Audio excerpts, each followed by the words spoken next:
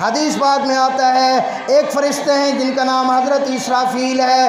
حضرت اسرافیل علیہ السلام کے ذمہ فرمایا سور پھونکنا ہے، اور اللہ کے حکم سے انہوں نے اپنی ایک ٹانگ نیچے رکھی ہوئی ہے، ایک ٹانگ کھڑی کی ہوئی ہے، تیار بیٹھے ہیں، ان کے منہ میں سور ہے. وہ سور پھونکیں گے، جیسے ہی وہ سور پھونکیں گے قیامت تک قائم ہو جائے گی. اللہ اکبر. یہ تفصیل ہے، ٹائم تھوڑا ہے، ٹائم انتہائی مختصر ہے.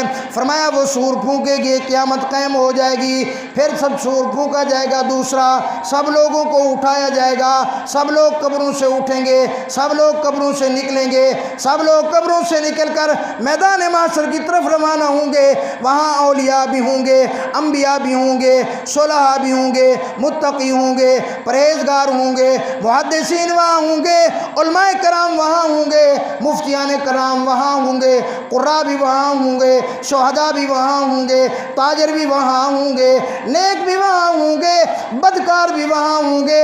یہ جو مجمع ہے سارا کے سارے کو وہاں فرمایا ہانک دیا جائے گا، سارے کے سارے وہاں پہنچیں گے. اللہ کے قرآن کہتا ہے، فرمایا تری الناس سکارا، تو لوگوں کو دیکھیں گے کہ وہ لوگ نشے کی حالت میں نظر آئیں گے. جس طرح بندہ نشے میں ہوتا ہے ہر ایک اس کو برا بھلا کہتا ہے. تری الناس سکارا، کہتے ہیں یہ تو کوئی نشئی آدمی ہے یار، اس کو اپنا احساس ہی نہیں، اس کو اپنا پتہ ہی نہیں ہے، اس کو اپنی فکر ہی نہیں ہے، دیکھو تو صحیح یہ کس طرح جا رہا ہے. فرمایا تم دیکھو گے وَتَرَى النَّاسَ سُكَارَى، لوگ نشے کی حالت میں ہوں گے.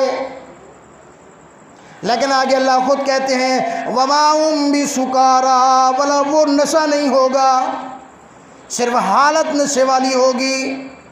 وہ آدمی سوچ رہا ہوگا ہے دنیا کے اوپر میں اللہ کو راضی کر کے آتا، دنیا کے اوپر میں نمازیں پڑھ کے آتا، میں اللہ کی نماز نہ چھوڑتا، روزے پورے رکھ کے آتا، زکوٰۃ پوری دے کے آتا، دنیا کے اندر مست نہ ہو جاتا، اس وقت میں اللہ کو راضی کر لیتا، اللہ کے پیغمبر کو میں اللہ کے پیغمبر کو راضی کر لیتا، میں کچھ دینی کام کر لیتا، کچھ نیکیاں میں کما لیتا، کوئی اللہ کو یاد کر لیتا. ہے میں یہ کچھ نہ کر سکا، آج اسی پریشانی کے اندر وہ یوں محسوس ہوگا جس طرح اس کو نشہ ہے. سورہ حج کی پہلی دوسری آیت ہے، فرمایا وَمَا هُمْ بِسُكَارَى، اس کو کوئی نشہ نہیں ہوگا. اللہ پھر کیا ہوگا؟ فرمایا وَلَٰكِنَّ عَذَابَ اللَّهِ شَدِيدٌ، یہ اللہ کا سخت ترین عذاب ہوگا اس کے اوپر. سوچو اس دن ہمارا کیا بنے گا، اس دن ہم کہاں جائیں گے، جس دن کوئی بھاگنے کی جگہ